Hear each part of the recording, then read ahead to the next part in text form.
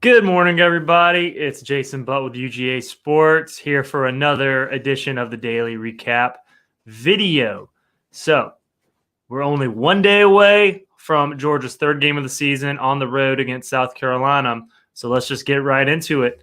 You know, this one, we're going to lead off with South Carolina. Anthony Dasher talked to GamecockScoop.com's Caleb Alexander, asked him everything you needed to know about Georgia's opponent this week.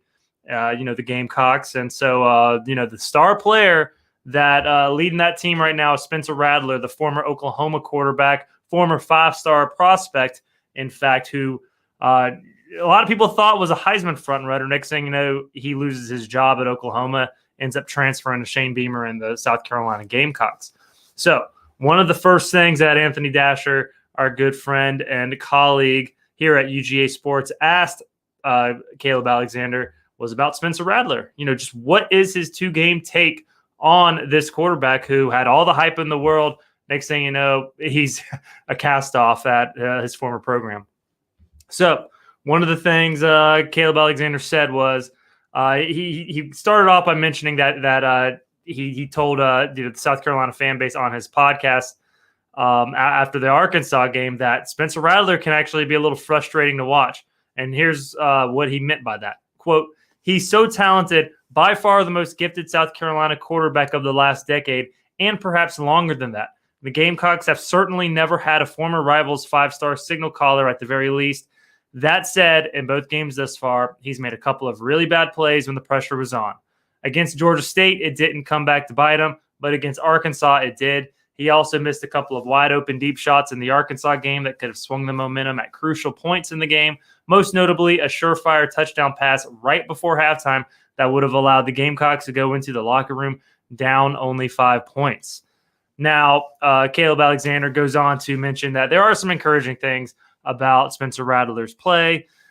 He's puts himself in position to extend plays. Obviously, he's a good runner, moves outside the pocket. Keeps his eyes downfield, but at the same time, when he's in the pocket, man, you gotta love it if you're a Georgia Bulldog, because Georgia does one thing really well, and that's put pressure on the quarterback. Now they don't have the sack numbers like last year, but they are getting pressures. They got good enough pressures on Oregon. They wanted to make sure that Bo Nix didn't get outside and do his thing, extending plays. And they, Samford was Samford. That was a pretty vanilla game plan for the most part, and they had an elite showing out there. Now, one thing with Spencer Rattler is I do expect – so unlike Bo Nix and the Oregon Ducks, they were able to get rid of the ball. I just have to wonder if Rattler is not as fortunate under that pass rush. He holds the ball a little too long. Georgia gets the sack numbers this particular game. You got to like that matchup. South Carolina's O-line in the pass protection game has to be able to hold up if they're going to stay. Obviously, South Carolina's bread and butter is running the ball, but you just don't like that matchup either. You don't like South Carolina having success against Georgia. Spencer Rattler is going to be the one that keeps them in this game. If Georgia gets after and rattles Rattler, then this is going to be blown open so early, much like last year's meeting. It's just you don't want to. Shane Beamer's a good guy, former Georgia assistant, so I'm not trying to pick on him or his program or anything, but the matchup does not bode well for South Carolina. Obviously, Spencer Rattler has not lived up to the hype so far in his collegiate career. If he's going to turn that narrative, it's going to be against a team like Georgia. So we'll see if he can do it and if he can cause the Bulldogs some problems on Saturday. Now, Alexander was also asked, what is South Carolina's biggest weakness what was the biggest weakness going into the season, and how has Beamer addressed it? First, it was quarterback. He said, obviously, last year was just a carousel. Spencer Rattler coming in, that addresses it. But, at receiver, he said, they got James Madison transfer Antoine Wells Jr., who, went off against Arkansas. 8 catches, 189 yards. And then they had another transfer come in this year from Arkansas State, Corey Rucker. He hasn't played yet, but We'll see if he's able to get in anytime soon. But so really Wells is the guy that you have to watch out for. In this passing attack, if Rattler and Wells can get that connection going, then perhaps it's a closer game than many anticipate. Right now, Vegas has that line at 24.5. Haven't really seen much movement, so I think probably not much action right now. A lot of people may be hesitant to bet on Georgia after only beating Samford by 33 last week. Although I would obviously argue that was a hangover game from the big win over Oregon the week before. Now let's move on from the opposition research that Anthony Dasher was able to collect so well. Let's go ahead and move on to our good friend Dave McMahon's Stats Crunch article. He broke down all the stats heading in, but whether it's Georgia only or Georgia South Carolina related. I love it when he starts these stat articles off with most all. Whenever it's you can start it with the most all-time wins versus opponent. Georgia and South Carolina are considered rivals. They're, the states are right next to each other. They're not far from each other in terms of distance from the universities.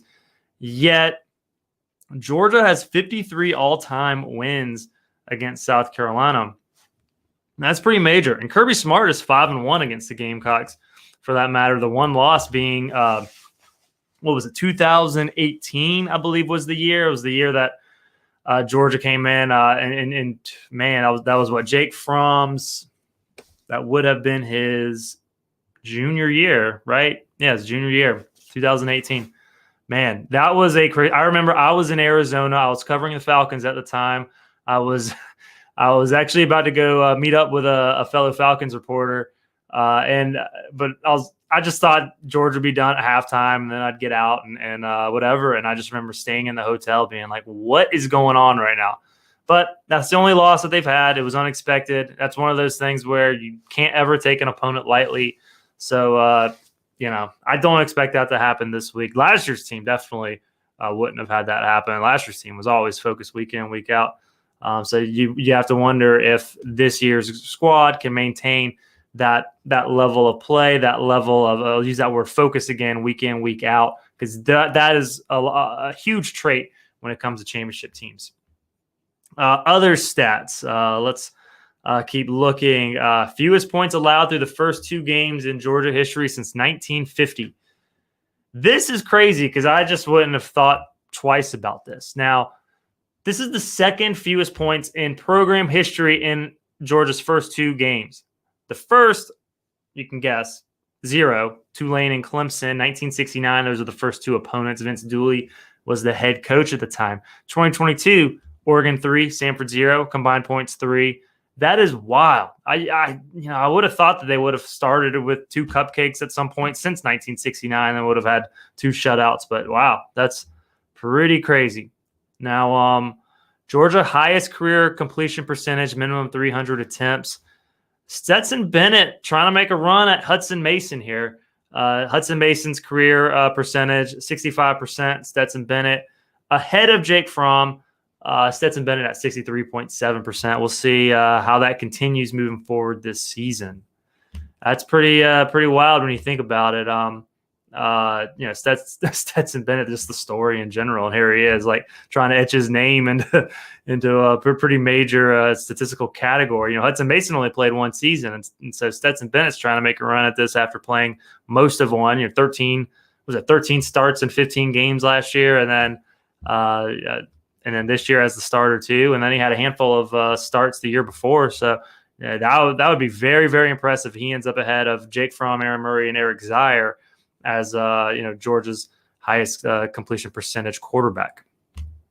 Okay, moving on. Let's talk a little bit about recruiting. Blaine Gilmer got a chance to speak with Parker Livingston, a receiver out of Lucas, Texas, at Lovejoy High School. Now, Georgia recently gave Livingston. I hope I'm getting the pronunciation right. Georgia recently gave him an offer. Just a little while ago on September 7th, Brian McClendon messaged, asked for the kid's number. Next thing you know, they're talking, and Georgia's giving him an offer. Georgia wants to definitely continue to beef up that wide receiver room because you just look at what Todd Monken and that offense, what they've decided to build. They're no longer the Georgia of old. They are very much, everybody wanted them to quote, catch up with the times.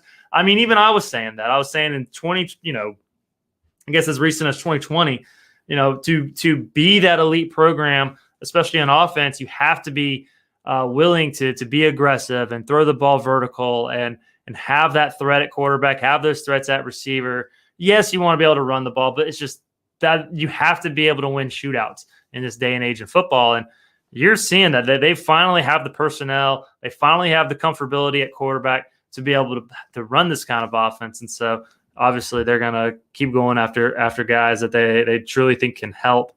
Livingstone's a 3-star recruit, obviously not a the quote unquote big time prospect that maybe you would expect, but Georgia's hit on some guys. I mean, you look at Ladd McConkey, he was a 3-star. AD Mitchell wasn't necessarily a 5-star big time prospect in that regard. So Georgia's had a really good eye for talent. So I trust this team whenever they identify guys and extend those scholarship offers. This kid, he's 6'3", 185 pounds, likely to get bigger, obviously, with that frame. So you like him as a, possibly as that X receiver who can, be a strong run blocker in the passing game too. Now, next, I really want to touch on Marius Mims. Jed May did a story on him. Really, just kind of going into his path. Mims. Speaking of 5-stars, I just talked about the guys who go under the radar. A guy like Ladd McConkey who, ends up at Georgia and making other teams look foolish. Whereas Marius Mims was recruited by anybody, everybody, you name it, they wanted this guy.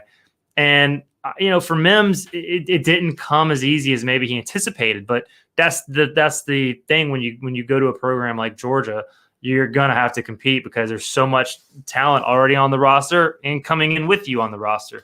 So for Mims, he briefly wanted to transfer and then decided, in the spring that he would not go through with those plans and he would stay at Georgia. The story goes that Trayvon Walker was one of the guys who really helped convince him to stay. Trayvon Walker being a guy who only produced, for 1 year, really. He was a rotational guy. Then he gets a major role last year. Now he's the number 1 overall draft pick in the NFL. Playing for the Jaguars, making he had a interception and a sack, or I think it was a sack and interception in one game. Crazy. Trayvon Walker's going to be doing big things in the NFL. I think that first game showed he's a big part of Jacksonville's defense. So Mims on the offensive side of the ball, for some guys it's just a little tougher. And I think for him, not seeing that game action early, and he was a reserve, it really caught him off guard. But ever since he's come back, Broderick Jones had this quote to say about Mims. Quote, "It's basically like a fresh start. You've got to learn new calls. You don't know what's going on. It's faster. You're running from drill to drill. Some people, like 5-stars, they run their high schools half the time. They've never really been pushed. It's a learning process, just being able to take coaching and everything." And that's totally true. You go from a place and you're the man. Everybody's talking great about you. Maybe your competition isn't that great either. You're not being pushed in practice by other players trying to take your spot. You're bigger than everybody. You get to a college program, everybody's good. Everybody's great. And the coaches are really, really getting after your ass in practice every day. And yeah, I'm sure that can get tiring. It's a culture shock for a lot of guys. And clearly for Mims, that was something that wasn't great early on. But the thing is, he's been getting in some games. He's been getting in the rotation. Broderick Jones seems to be really pleased with kind of his maturity. Is what he said. Like his maturity is on another level now, is what he said.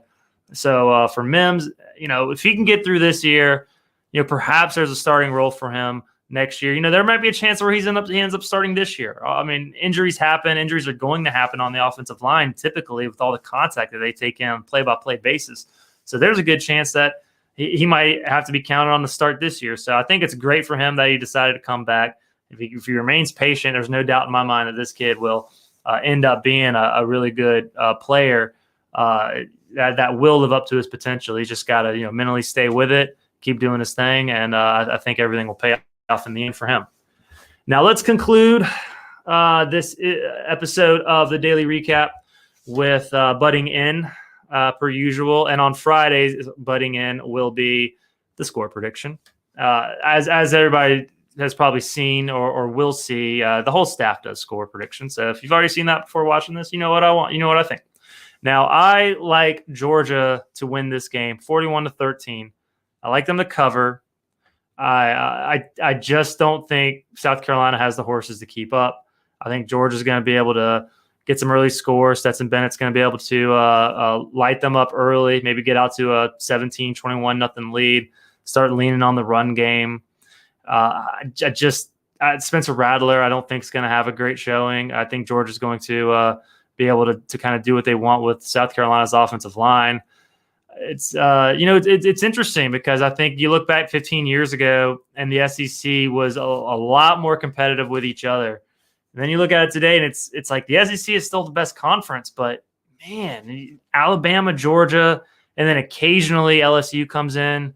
And really that was before Georgia came in, but where it was more so Alabama, LSU, and then you still had a lot of good programs in there that were competitive, like Georgia, like Florida. South Carolina was competitive every now and then. Now you've got Alabama, Georgia, and I mean you've got Texas A&M losing to App State.